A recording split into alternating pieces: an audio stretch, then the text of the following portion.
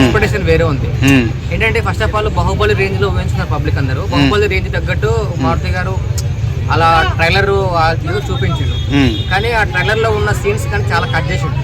ఆ కట్ చేయడం వల్ల పబ్లిక్ అంతా చాలా డిసప్పాయింట్ అయిపోయారు, దానివల్ల చాలా బాధలో ఉన్నారు. కానీ ఈ మధ్య నాకు నిన్న తెలిసింది ఏంటంటే మారుతి గారి ఇంటికి మొత్తము ఏదో బిర్యానీ ప్యాకెట్లు, స్విగ్గీలు, జెండు బాంబులు అండ్ మొత్తము అండ్ టాబ్లెట్స్ ఏవో ప్యాకెట్లు ఏవో పంపిస్తుందని తెలిసింది. అది ఎందుకు చేస్తున్నారు ఫ్రెండ్స్? ఆయన కూడా చాలా ట్రై చేసిండు, మన కోసం బాగా కష్టపడ్డాడు, మరి దాని గురించి మనం ఆలోచించాలి కదా. అంతేగాని మనం దాన్ని బ్యాడ్ తీసుకొని అతన్ని ఇలా డిస్ప్లే చేయడం తప్పు కదా. ఆయన కూడా ఒక ఫేమస్ డైరెక్టరే, కానీ మన ప్రభాస్ గారిని హ్యాండిల్ చేయలేకపోయింది. అంతేగాని దాని గురించి మనం తప్పు తీసుకొని నెగిటివ్ గా ఫీల్ కావద్దు కదా.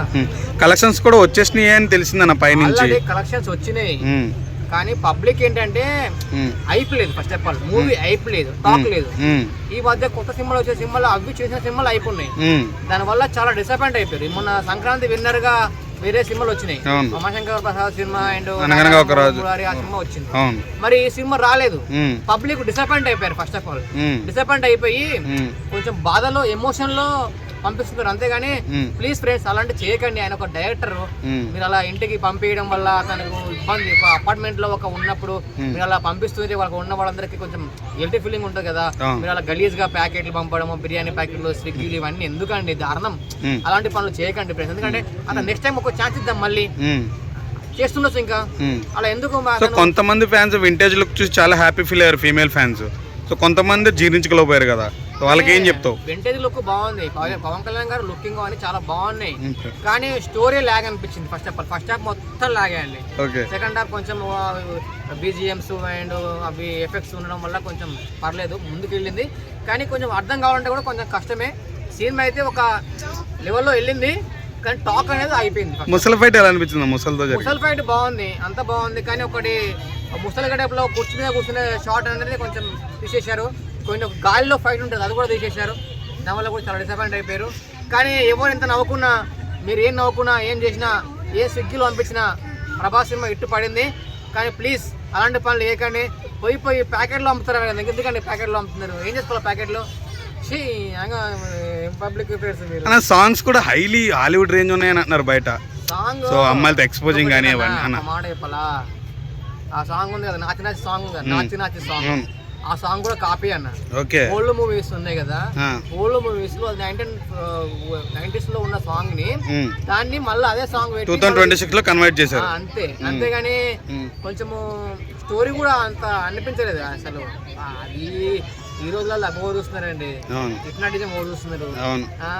పబ్లిక్ కావాలి, ఒక ఉంటే రియాలిటీ ఉండాలి, ఏదో నిజంగా హిప్నాటిజం లో దయ్యం హిప్నాటిజం చేస్తుందా?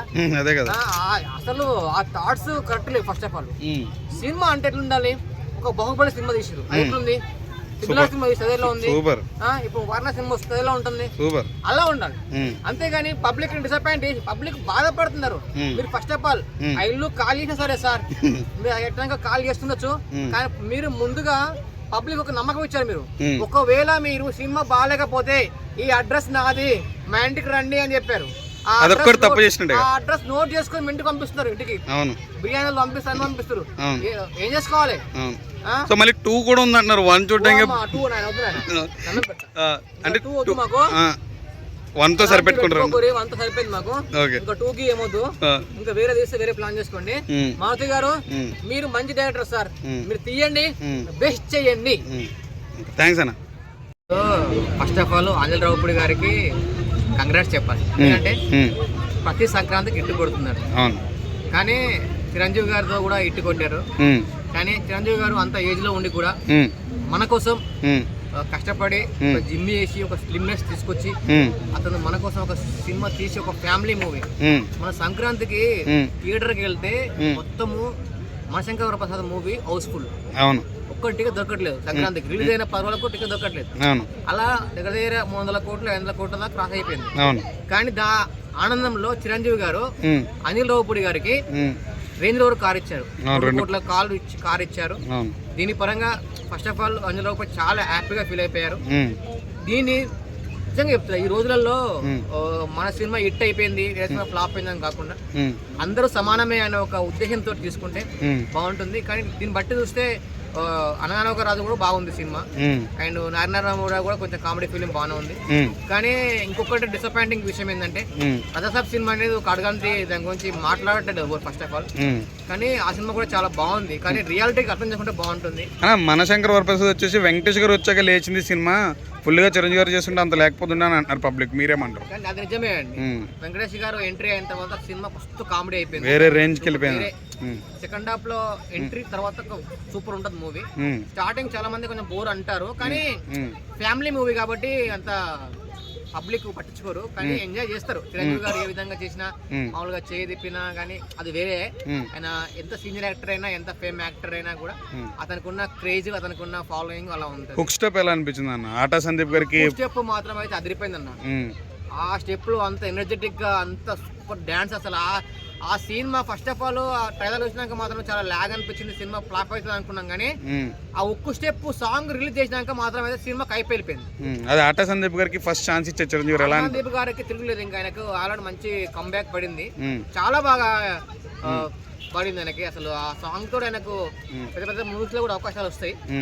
కానీ 2 కోట్లు పెట్టి రేంజ్ ఓవర్ కార్ ఇచ్చిందంటే చిరంజీవి గారు, అనిల్ రావుపూడి గారు చాలా అదృష్టవంతులు సార్. నిజంగా చెప్తున్నా సార్, మీరు ఇలానే ఇట్లు కొట్టాలి అనిల్ రావుపూడి గారు.